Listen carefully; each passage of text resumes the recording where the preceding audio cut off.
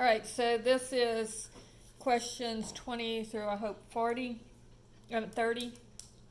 So the problem number 21 says, consider the following equations. Express the first equation in slope-intercept form, and then step 2, express the second equation in slope-intercept form, and determine if the two lines are parallel. So first I'm going to need to simplify everything. So I'll go ahead and distribute. So negative times 2y is negative 2y, and then negative times 2x is times 4x is negative 4x, is equal to 4x minus 4y. All right.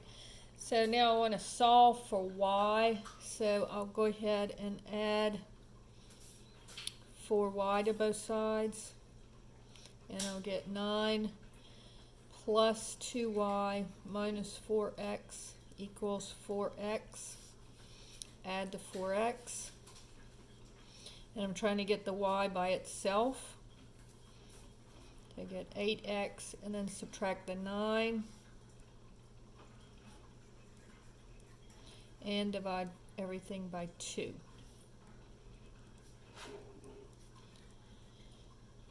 So I get y is equal to 4x minus 9/2. So my slope here is 4. On this side, I just need to subtract the 3, and I'll go ahead and write this side of the equation in descending powers of x, and then divide everything by 2. And I get y is equal to 4x plus 3/2. So again, my slope is equal to 4. So since the slopes are the same, the lines are parallel. So the answer to part C would be yes. Problem number 22 says, consider the following expression. Express the given equation slope-intercept form and simplify your answer. So let's do that first. It's 2x plus 3y equals 2y minus 2. So first I'll subtract the 2y, and I'll get 2x plus y equals negative 2, and then subtract the 2x. Changes sides, changes signs. So my slope here is negative 2. Then the second part of the equation, this would be my answer to part A, step 1. Second part says, find the equation of the line that passes through the point 7, negative 1, and is perpendicular to the given line. Express your answer in slope-intercept form and simplify your answer. So here my slope is negative 1/2, so the slope of my line, remember you change the sign on it and you flip it over, so it's a negative reciprocal. So if I change the sign from a negative, this one will be positive. And instead of being 2 over 1, it would be 1/2. So you take the reciprocal and change the sign. And then it's going to go through the point 7, comma, negative 1. So here's x, here's y. So y equals mx plus b. I'm trying to find what b is. So y is negative 1, m is 1/2, and x is 7. This would be negative 1 is equal to 7/2 plus b, and then subtract the 7/2. So this would be, this is over 1, so multiply by 2. So this would be negative 2/2 minus 7/2 would give me negative 9/2 equals b. So my equation becomes, here's b, here's m, so y equals mx plus b would be y is equal to 1/2 x minus 9/2. And that is your answer for 22, step 2. All right? All right, so here it says, 23 says, consider the following relation. determine the domain and range of the relationship. And so here the domain goes from, this is -1, and then this is 3. So going across, it doesn't start having a graph until the x is -1, and then it has graph here until x is equal to 3. And it is inclusive. So my domain would be from -1 to 3, because I do have points at -1 and at 3. My range goes from where y is equal to 1, so coming from bottom to top, it starts at 1 and it ends at 2. So it's going to be from 1 to 2. Now step 2 says determine if the relation is a function. And remember, if it's a function, for each value of x, you can only have one value of y. So notice on this one, there are 2 values for y on just about every place in the domain. So it is not a function because it does not pass the vertical line test. All right, so that's number 23. Question 24 says, determine the implied domain of the following function. So remember, the stuff under the radical, there were 2 problems with domains. Domain, you can't have a 0 in the denominator, and the stuff under the radical has to be greater than or equal to 0. And then later on, we also added that you can only have positive numbers when you're taking the logs. All right, so this would be x is greater than or equal to 7. So on the number line, here's 7, and it would be a bracket because of the equal to sign, and I would color in all of the greater than numbers. The arrow is pointing in this direction, so that's the direction that I color. So in interval notation, it would be from 7, and then remember out here is infinity. So from 7 to infinity.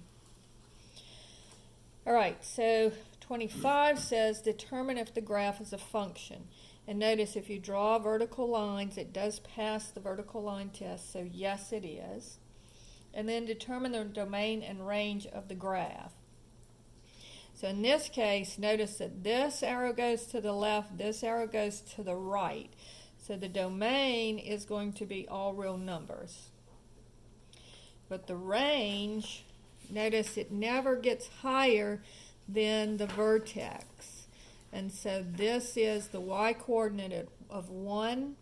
And so going from bottom to top, it starts at -infinity because both arrows go down. So it starts at -infinity and then it goes up to 1.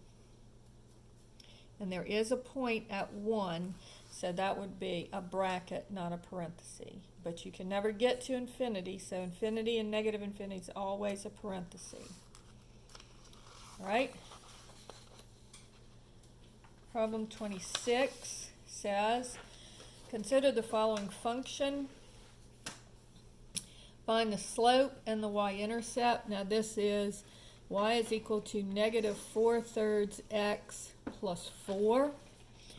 And so the slope would be -4/3, and the y-intercept, and again on this one you have to write it as a point. The y-intercept is where x is 0, so it would be 0, 4.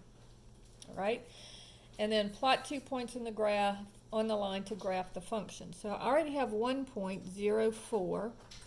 So 1, 2, 3, 4 would be here. And then I can say if my slope is -4/3, that says the rise is -4 and the run is 3. So I'm going to go down 4, 1, 2, 3, 4, and over 3, 1, 2, 3. So that would be another point on the line. And then I can just draw my graph. Another way of doing it is to just let x equal 3. And I get y is equal to -4/3 times 3 plus 4. So the 3's would cancel, and I get y is equal to negative 4 plus 4, so y would be equal to 0. So that would give me the point where x is 3, y is 0, and that's this point here. So that's 26. Problem 27 says, consider the function p of x is equal to x squared plus 8x plus 12. Find the vertex. So remember, the x-coordinate of the vertex is minus b over 2a. So in this case, a is 1 and b is 8. B is the number in front of the x term, and a is the number in front of the x squared term. So that would be negative 8 over 2 times 1, which would be negative 4. Now, I need to find what my y-coordinate is, so I'm just going to plug in negative 4 into my function. So that would be negative 4 squared, be careful that's in parentheses, plus 8 times negative 4 plus 12. So this would be positive 16 minus 32 plus 12. And so that gives me negative 4. So my vertex is going to be at negative 4 comma negative 4. Then it says find the x-intercepts. Well, the x-intercepts are where y is equal to 0. So I'll have 0 is equal to x squared plus 8x plus 12. So I need to find the factors of 12, which would be 1 and 12, 2 and 6, 3 and 4. I'm looking for 8, so it would be 2 and 6. So this would factor into x plus 2 times x plus 6 equals 0. So if x plus 2 equals 0, x would equal negative 2. And if x plus 6 equals 0, subtracting the 6, x would equal negative 6. So my 2 points are going to be negative 2 comma 0, because remember the y is 0, and negative 6 comma 0. All right? Okay, and then it says find 2 points on the graph of the parabola other than the vertex and the x-intercepts. So here I'll just let x equal 1, and then I'll let x equal 0. So if x is equal to 1, p of 1 would be 1 squared plus 8 times 1 plus 12. So that would be 1 plus 8 plus 12 would be 21, and that's off the graph, but it doesn't matter. It still counts as a point. So 21 comma, 1 comma 21. The x is 1. And then if x is 0, then I would get p of 0 would be 0 squared plus 8 times 0 plus 12, and that would just be 12. So that would be 12 comma 0. And again, 1, 2, 3, 4, 5, 6, 7, 8, 9, 10. So it is also off the graph, but it doesn't matter because I have enough points to graph it. So over negative 4, 1, 2, 3, 4, down 4, 1, 2, 3, 4 would be here. So there's my vertex. And then I have x-intercepts of negative 2, which would be here, and negative 6, which would be here. And so it would look like this.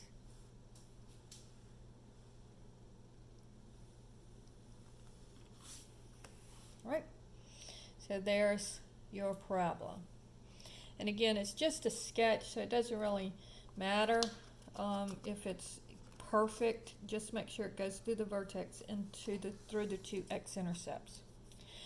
Problem 28 says the total cost of producing a type of car is given by C of x is equal to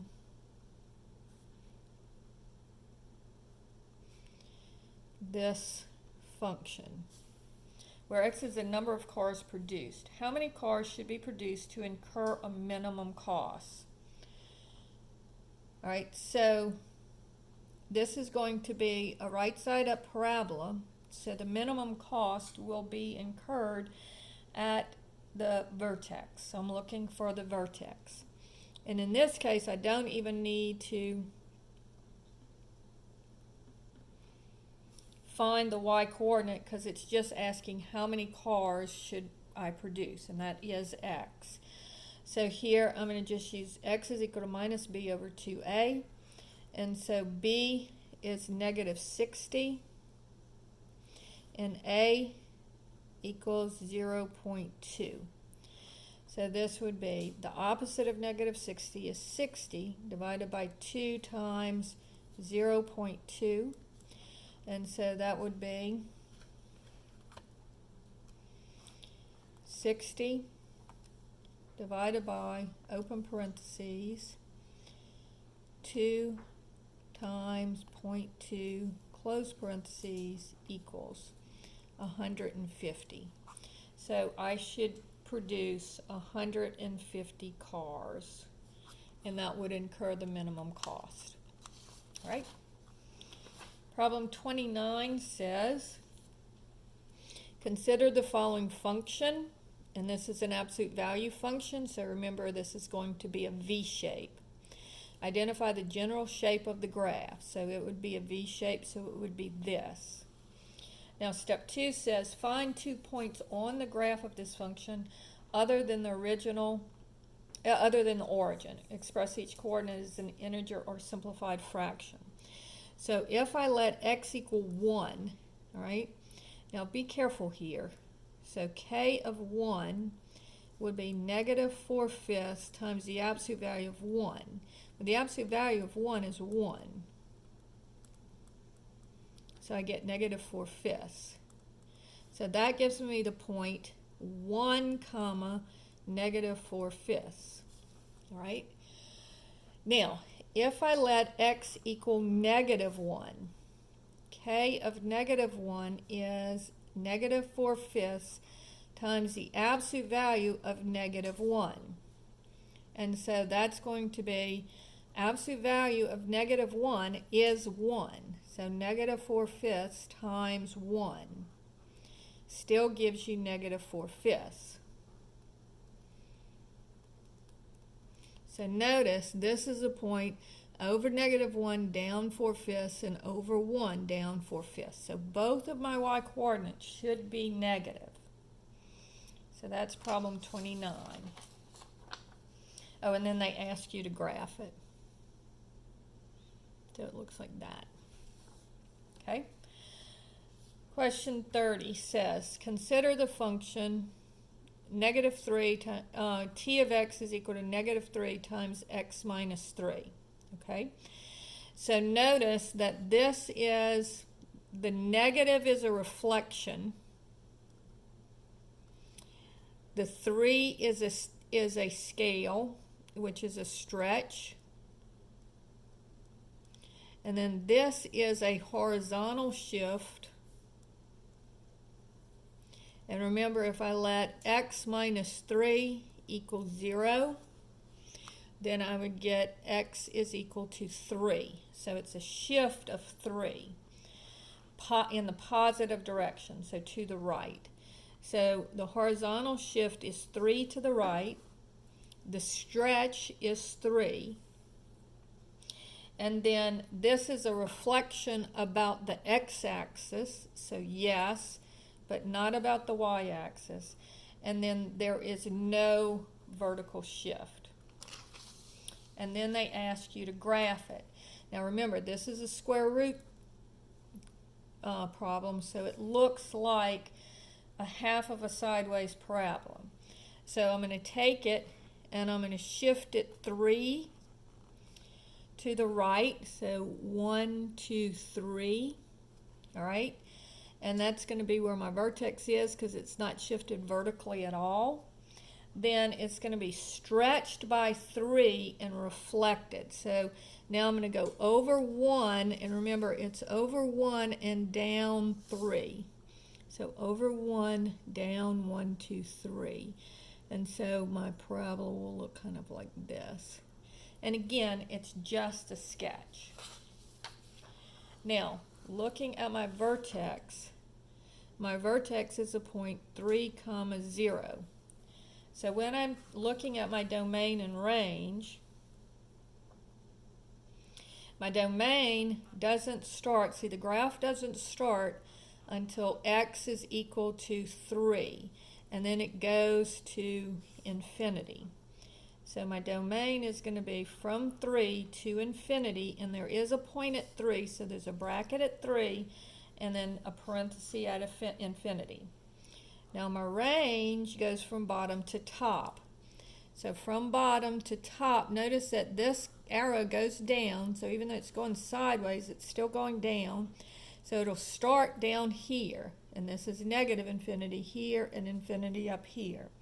So it starts at negative infinity, and then it goes all the way up to the y coordinate of 0. So it'll be from negative infinity to 0. And that finishes up the next 10 questions.